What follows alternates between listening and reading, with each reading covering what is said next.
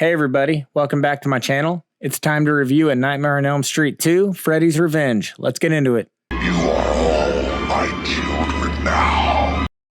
A Nightmare on Elm Street 2, Freddy's Revenge is a 1985 film starring Robert Englund, Mark Patton, and is directed by Jack Shoulder. A teenage boy is haunted in his dreams by deceased child murderer Freddy Krueger, who is out to possess him in order to continue his reign of terror in the real world.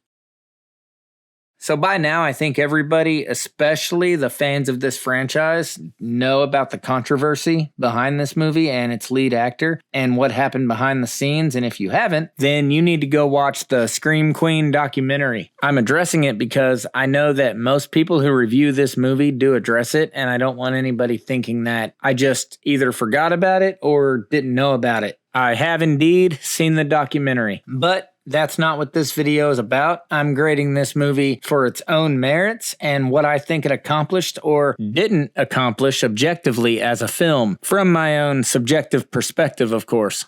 So, for all the faults this movie has, especially in terms of its logical inconsistencies, it actually does have a lot of good to offer. One of those things was Freddy himself. The one thing that virtually every other sequel got wrong, including the better sequels, was the character of Freddy Krueger. I touched on this in my review of the original A Nightmare on Elm Street, and this is a big deal, especially in slasher movies like these. Now, in the original A Nightmare on Elm Street, we had good casting all the way around and great characters and a great script, but that's not the case for a lot of its sequels, and this one was no exception. The characters are weak in my opinion. Mark Patton and Kim Myers did their best with what they were given, but unfortunately there just wasn't that much to work with, and sadly this is the case for a lot of slashers, especially in the 80s. So, rule of thumb, if you're going to introduce weak, uninspired characters, then you at least need to make up for it by really perfecting your villain. And I would say that's what the filmmaker did here, actually. And of course, you have Robert Englund knocking it out of the park as usual, no complaints there. But Freddy was kept in the shadows through most of the earlier parts of this movie. And even though there were some silly,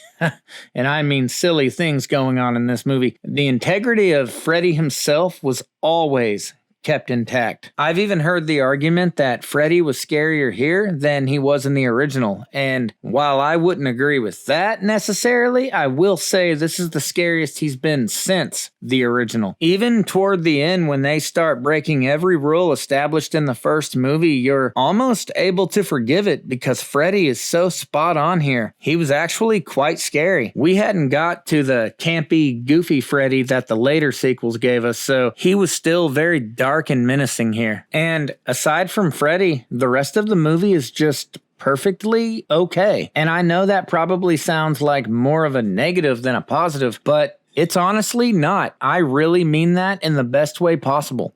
A lot of sequels coming out at that time, in that era, and even some of this movie's own sequels really hit some low points. And other than Robert Englund, none of the other cast or the director from the original came back for this sequel. So when you look back at all of the different varying factors that went into making this film, I would say for this movie to still come out perfectly okay is a pretty good achievement. Now, I don't think it's anything great. In fact, I believe if this had been the first movie that came out in this franchise, it probably would have been lost in the 80s with all the other mediocre slashers in that era. But all things considered, it's still a perfectly fine sequel and a very watchable movie. But it's not a perfect movie, so it is time to get into the negatives. The first and probably even the most unforgivable negative in this movie is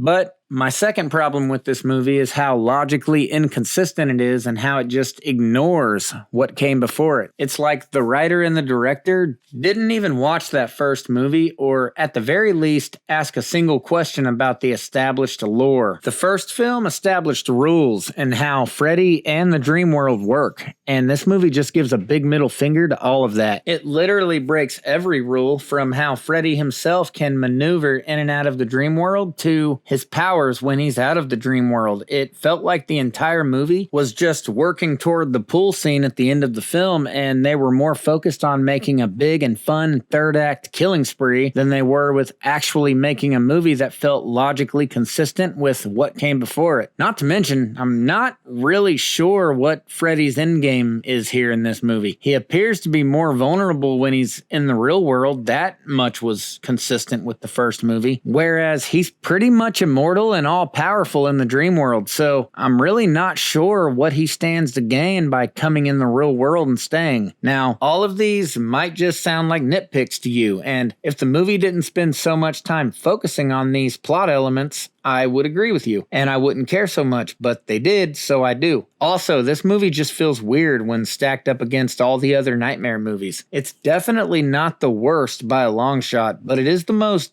disjointed and disconnected from the rest of the pack. I call it the redheaded stepchild of the franchise, and it's really no surprise, to me anyways, that Wes Craven wanted to come back and reinsert himself into the creative process of Part 3. But this movie also has a much weaker cast and even just a weaker plot overall than the original. And I never really noticed that before, but watching it this time to prepare for this review, it really stood out, probably because I watched it back to back with the original, and so the dip in quality was very noticeable and very jarring. But despite all of that, and I know that does seem like a lot of negatives, but I actually do enjoy watching this movie despite how many problems it does have, in my opinion. I even think it's one of the better sequels, which should tell you a lot about how I feel about most of these movies. So for a rating, I'm going to give this movie a 7, if for nothing else because of the fact that they did get Freddy himself right. Now, as far as a recommendation goes, I mean, if you're not a diehard Freddy fan, or you're the type of person who doesn't necessarily care about consistency and logic and just comes to these movies to turn your brain off and have fun for 90 minutes, then I think you will enjoy it enough for what it is. But if consistency and respecting what came before it is important to you in a movie, then you probably won't enjoy it. So just know who you are and proceed with caution.